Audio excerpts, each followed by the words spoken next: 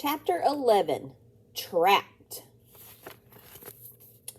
Three figures huddled on the widow's walk on top of the Hatford's house. Rain beat steadily down on their yellow slickers, and the air was cold. "Even if we catch pneumonia and die, it's worth it," said Caroline with her teeth chattering. "Even if we fall off the roof and break both legs," Eddie agreed. "One more time?" Beth asked. "No, didn't you hear them running? Let's wait until we think they've forgotten about it, then sock it to them again," said Eddie, and they giggled. It had all started when Beth heard a group of women called Sweet Honey in the Rock on the radio singing a song they had written called Emergency.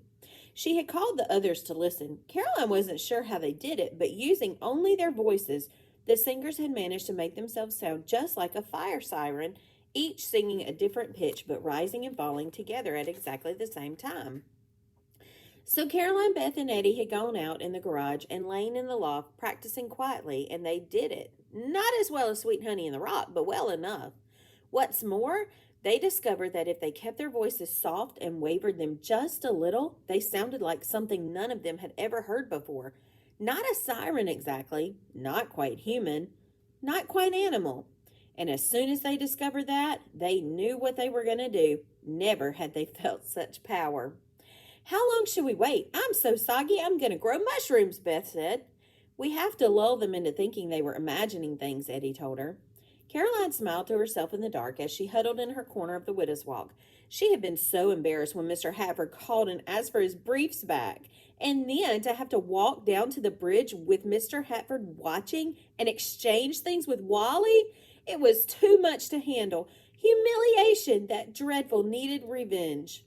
She almost wished it were daylight and clear so that she could see out over Buckman. It felt strange being up here on the Hatford's roof at night, and she imagined how much fun the boys must have had spying on her and her sisters when her family first moved in. If she and Eddie and Beth had lived over here, and if it were the Hatfords moving in, she had no doubt they would have been spying on them. But that was beside the point. She wasn't even sure what the point was anymore, except that she and Beth and Eddie had never had so much excitement back in Ohio, and she hoped they would not go back when a year was over. "Okay, let's do it again," Eddie whispered. All three girls leaned down over the trapdoor in the roof, mouths close against the crack. "1, 2, 3, go," said Beth. And then they sang the song, the terrible, electrifying siren song that started low and soft, then rose higher and higher, louder and louder, tapering off into nothing like the wind. There was the thud of running feet once more from inside, closet doors opening and closing, yells, squares of yellow light appeared on the lawn as lights went on all over the house. "We're driving them absolutely nuts," Eddie grinned.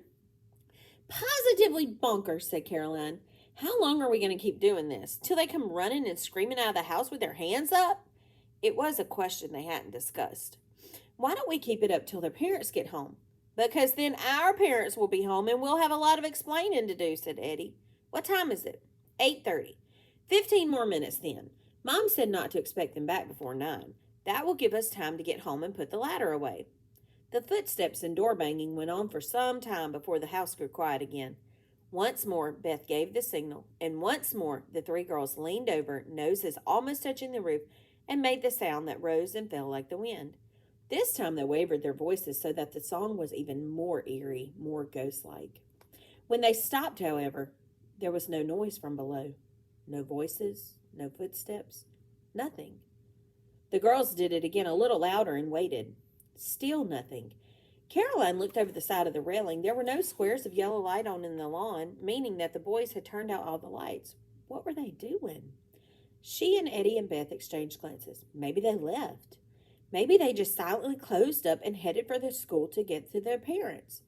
"Wouldn't that be a blast?" said Eddie. "We could do this again sometime when their folks were away. We could drive them wild. We could drive them out of Buckman, and then we'd have the town to ourselves." They waited a few minutes longer. If the boys had gone to the school to get their parents, it meant the Hatford's car would be turning in at any moment. "We'd better go," said Eddie. Carefully, they climbed over the side of the widow's walk, then made their way down the sloping roof, scooting along on the seat of their pants, slowly, cautiously grasping the shingles with their fingertips, with Caroline in the lead. But when reached the place where they had left the ladder, Caroline saw that the ladder was gone. "Whoo-wee!" came a yell from the yard below, and the four Hatford brothers emerged from the porch, yelling like banshees in the darkness. For the second time, Caroline's face burned with humiliation. There was nothing left but surrender. Okay, put the ladder back, she said. "Hoo-wee!" they yelped, running about in the yard. "Put the ladder back," Eddie commanded. "You wanted to be up there? You're up there," said Jake. "Have a good time." "Want some pillows? Have a good sleep," called Josh. It was beginning to rain harder now. It came down in huge drops like water splashing out of a basin. "Wally!" bellowed Caroline, but the boys only laughed and ducked under the porch.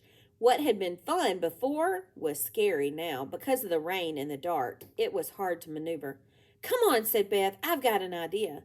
Caroline and Eddie followed clumsily, with strands of wet hair blowing in their faces. Caroline felt wet through and through. They reached the railing around the widow's walk and crawled under. "I just have a hunch." "Help me lift it, Eddie." See if it's latched." Talking about the trap door. All three girls edged their fingers beneath the rim of the lid and the trapdoor and tugged, just as Beth suspected. The boys hadn't latched it again after their last spying episode. The girls stared down. "Are there stairs?" Caroline leaned over. "No. We could jump." "We don't dare. We don't know what's under there." "What good is this going to do?" Eddie said. "Just wait. We're going to keep the door open. You'll see." There was hail along with rain now, smaller stones at first. "Hoo-wee!" yelled the boys delightedly on the porch. "Let's go inside where it's warm and dry," came Jake's voice loudly. "Yeah, let's make some hot chocolate," said Wally. "With marshmallows," said Peter. "Yum, yum." There was the sound of a door slamming as the boys went back in. A minute went by, then 2 or 3. The rain and hail was hitting the floor beneath the trap door. The girls could hear it. Suddenly a light came on, illuminating the Hatford's attic and the stepladder beneath. Hail was pinging against the floor. There was already a large puddle of water. "Hey!" came Wally's voice. "Jake! They've opened the trap! They're letting water in!" Feet pounded on the stairs, and Caroline looked down into Jake and Josh's angry faces. "Close that trap!" Jake demanded. "You'll ruin the floor." "So?" A car was pulling in the driveway. "Your folks are home," said Eddie. "Come on down. Get out of here. Hurry up," Josh yelled. Caroline slid inside, holding on to the raised edge around the opening of the trap until her feet were securely on top of the stepladder. Eddie came next, and finally Beth, pulling the door closed behind her. "Hurry," Josh said, pushing them toward the stairs. But it was too late. Just as Caroline reached the front door, it opened, and Mr. and Miss Hatford walked in. "Hello," said Caroline. "Goodbye."